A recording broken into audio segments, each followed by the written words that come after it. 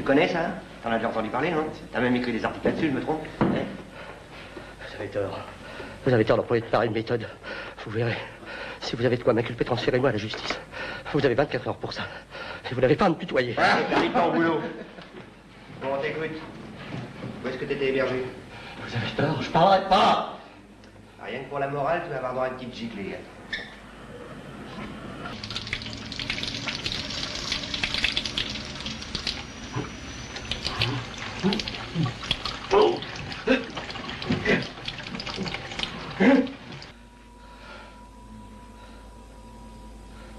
Sur un autre livre vraiment de référence qui est La question d'Henri Alleg.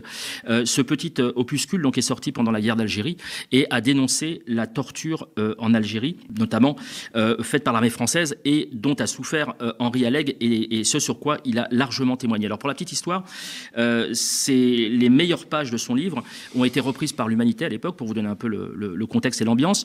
Et le très progressiste gouvernement de l'époque, sous De Gaulle, avait appelé à la censure, avait exigé la censure, et donc les pages de l'Humanité étaient blanches.